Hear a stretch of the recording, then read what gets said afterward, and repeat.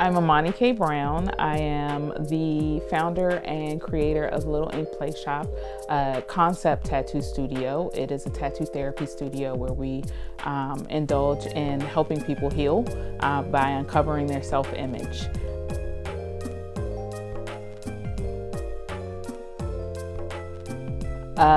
It is inspired by Kawaii lifestyle, cute lifestyle, Japanese street fashion, and things that are more avant-garde. So putting things in that feel good, touch people's senses and touch people's souls while they're getting tattooed. So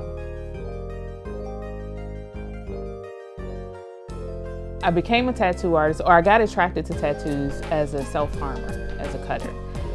So at some point, instead of cutting, I decided that I would save money, and the next time I had the serious urge to cut, I would work hard to go get tattoos. So I did my research beforehand. I had a tattoo fund jar where I would actually save money. And I already knew if I had to go get tattooed, I treated it like an emergency situation, if you will. So if I had to go get tattooed, then I already know where I'm going, who I wanted to go to, how much it's possibly going to cost. I did all of the pre-work so that in case of emergency, I could just break glass and go. I started getting tattooed when I moved back up to DC. Kept the same process of in case of emergency, and I was getting tattooed by this white guy. I didn't want to learn how to tattoo to actually become a professional tattoo artist. When that happened, I wanted to learn how to tattoo, or I just wanted to learn what happens in the process of tattooing. I wanted to know what I was allowing someone to do to me in a vulnerable mental state. I'm going because something's not okay upstairs, and there's a pain that I can't articulate, so I want to cut. So instead, go get tattooed, but also, what is this person doing to me? I wanted to know that. He said he would never apprentice a Black person, let alone a woman, and I think that was when the challenge happened, and it was aye. So people get mad. People are what? Who would ever say that? I'm thankful he said it, because he was touching my body. He was actually tattoo is touch, so it's intimate. And that energy is now in me of somebody who doesn't even like me or appreciate my Black skin for a myriad of reasons, and I don't really care why, but I would have never known, and we probably would have had a longer tattoo relationship had he not shown himself. So I think in that instance, it challenged me to become the tattoo artist that I would have liked 20 plus years ago.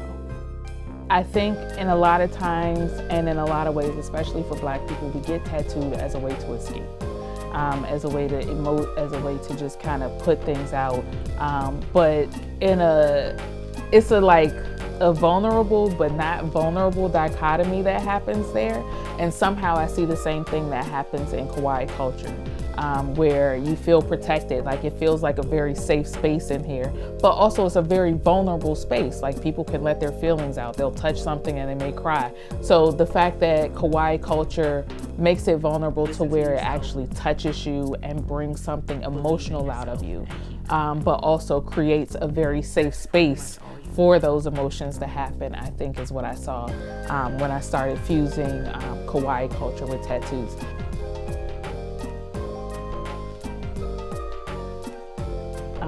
I had reached out to artists before I went to Japan just to be able to just go soak up art. I wanted to still be around tattoo culture, and since I stalk these people on Instagram, God bless the World Wide Web, because it brings us together. I decided to email people and see if I could just go to studios. One person said yes, and then next thing I know, he was like, I have a gift for you. We have a client who wants to be tattooed by you. So now what I challenged myself to a vacation became more of a working vacation.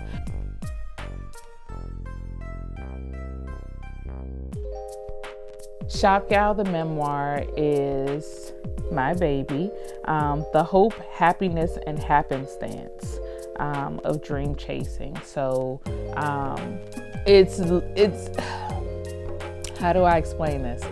it's set up where it helps you understand how to aggressively unmask, if you will, how to actually stand 10 toes down to identify that you need to change something that you've been put in a box, and how to break out of that proverbial box so that you can actually tap into your expansiveness, to build a personal brand, to own your self-image. I use the acronym for OWN as operating with neurodivergency. So really being able to own that, you know, what that looks like for you, and being able to set up boundaries.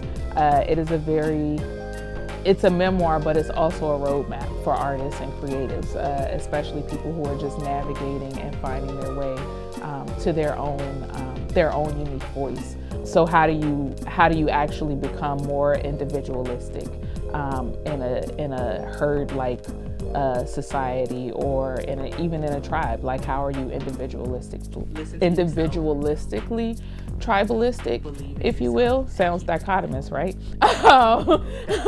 But if you look at it like, I'm hood, and that's kind of what the hood teaches you to do, how to blend in, to stand out.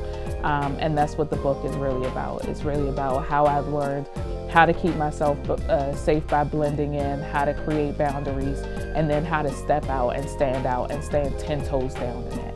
I want more people to do that.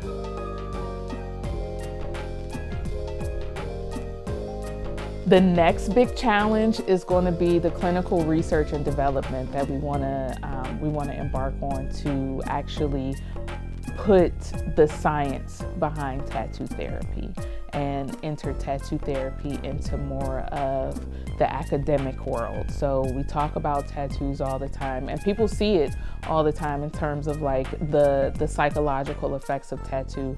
However, there's no proven, like, groundbreaking science behind it in terms of the study of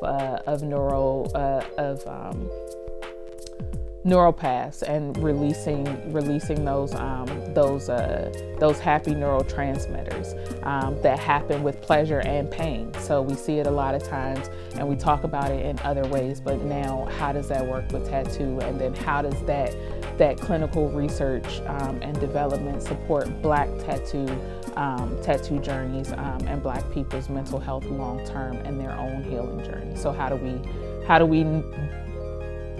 take what we know, put the science behind it, and then bring it back to the community so we can start to reset what we've been colonized out of and what is very natural for us?